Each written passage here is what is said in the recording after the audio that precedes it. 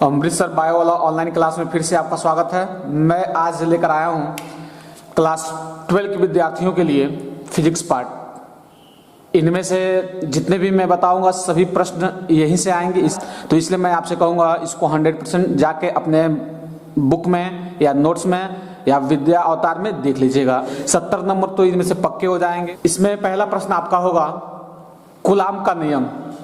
Coulomb का नियम आपसे पूछा जाएगा। कूलाम के नियम में आपसे सूत्र पूछे जा सकते हैं, ठीक है, और न्यूमेरिकल पूछे जाते हैं, ठीक है, कूलाम के नियम। अगला क्वेश्चन होगा आपका द्विध्रुव आघूर्ण। द्विध्रुव आघूर्ण क्या होते हैं, इस पे इसका व्यंजक पूछेगा तथा इससे कुछ संबंधित न्यूमेरिकल आपसे पूछे जाएंगे। तीसरा क्वेश्चन आपका होगा गॉस प्रमेय। गॉस प्रमेय क्या है? गॉस प्रमेय पर कूलाम का नियम निगमन आएगा या गॉस प्रमेय सिद्ध करने के लिए या इससे संबंधित न्यूमेरिकल आ सकते हैं जी, ठीक है, तो गॉस प्रमेय हो जाएगा। अगला क्वेश्चन आपसे पूछेगा विद्युत विभव तथा विभवांतर। विद्युत विभव तथा विभवांतर। विद्युत विभव क्या है, विभवांतर क्या होती है, इस पे आपसे परिभाषा तथा इसको सिद्ध करने के लिए व्यंजक पूछे जा सकते हैं आपसे, ठीक है।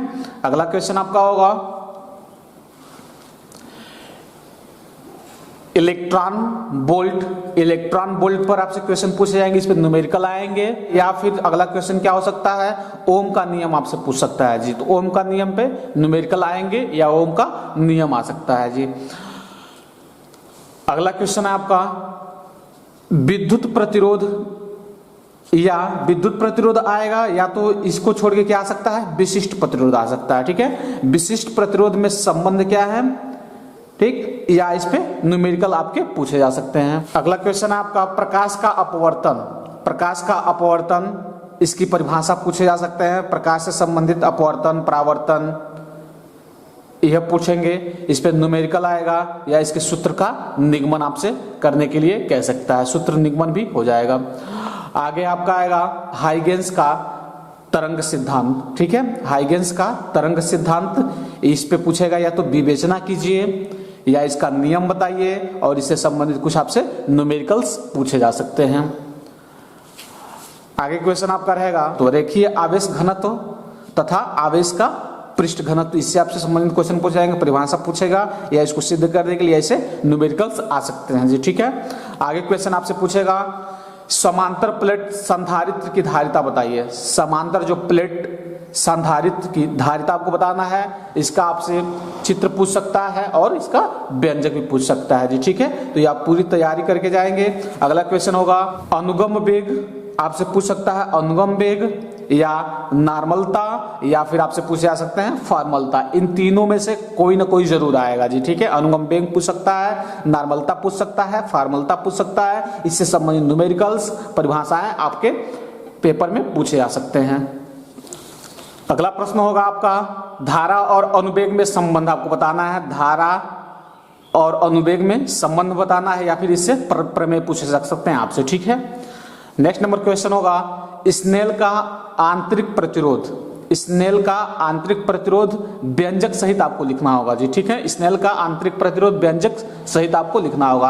आप इसमें से सारे क्वेश्चन देख लीजिएगा, आपके नोट्स में से आने वाले हैं, ठीक है। आगे आपका रहेगा धारा घनत्व या नति कोण। धारा घनत्व पूछा जा सकता है या फिर क्या पूछा जा सकता है आपको, नति कोण पूछे जा सकते हैं, ठीक है।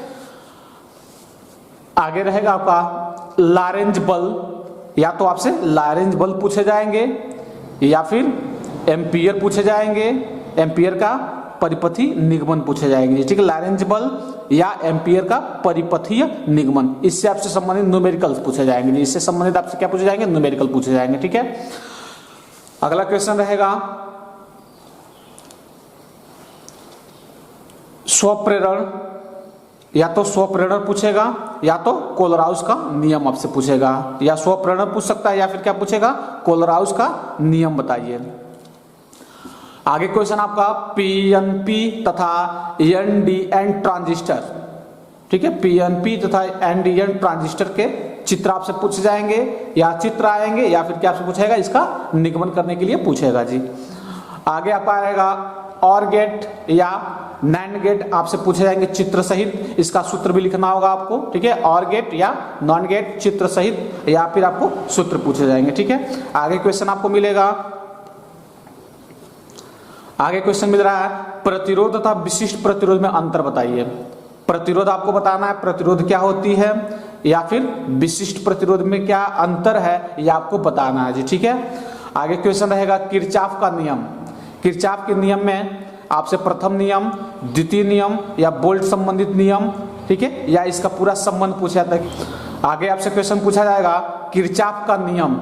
किरचॉफ का नियम आपसे पूछेंगे जिसमें प्रथम नियम, द्वितीय नियम या बोल्ट संबंधी नियम या संबंध पूछे जा सकते हैं। किरचॉफ के नियम से संबंध क्या है, ठीक है, रिलेशन पूछे जाएंगे आपसे। आगे प्रश्न आपका रहेगा वैद्युत चुंबकीय प्रेरण संबंधी नियम। फैराडे के वैद्युत चुंबकीय प्रेरण संबंधी नियम आपसे पूछे जाएंगे जी। आगे क्वेश्चन पूछेगा फैराडे के विद्युत चुंबकीय प्रेरण संबंधी नियम। तो फैराडे के नियम आपको बताना है, चुंबकीय संबंधी प्रेरण संबंधी नियम बताना है आपको। अगला क्वेश्चन है आपसे पूछा जा रहा है देहली ऊर्जा या लुई डी ब्रोगली तरंगदैर्ध्य आपसे पूछा जाएगा। देहली ऊर्जा, लुई डी ब्रोगली तरंगदैर्ध्य आपसे पूछे जाएंगे, इसका सूत्र पूछा जाएगा या फिर इसका व्यंजक पूछा जाएगा जी, ठीक ना। आगे ट्रांसफार्मर की रचना तथा कार्यविधि आपको बताना है। ट्रांसफार्मर की रचना आपको बताना है या इससे संबंधित कार्यविधि आपको बताना है, ठीक है। इसके सूत्र पूछे जाएंगे या आपसे सिद्धांत पूछे जाएंगे, ठीक है। तो यह सभी क्वेश्चन आपके परीक्षा के दृष्टिकोण से बहुत ज्यादा इंपॉर्टेंट होने वाले हैं। इसके अतिरिक्त आप क्या करेंगे, अपने बुक से संबंधित और भी क्वेश्चन देखेंगे, तैयारी करेंगे, न्यूमेरिकल्स ज्यादा आपसे पूछे जाएंगे। तो आपसे मैं बता दूं कि सभी जिले वाइज के और सभी ब्लॉक से संबंधित प्रश्न बनाए जाते हैं। कोई जरूरी नहीं है कि हर एक ब्लॉक का एक ही जैसे पेपर है, अलग अलग जिले का, अलग अलग ब्लॉक का अलग अलग पेपर आते हैं जी, ठीक है। आज वीडियो देखने के लिए धन्यवाद। चैनल को लाइक करें, सब्सक्राइब करें और शेयर करें। धन्यवाद।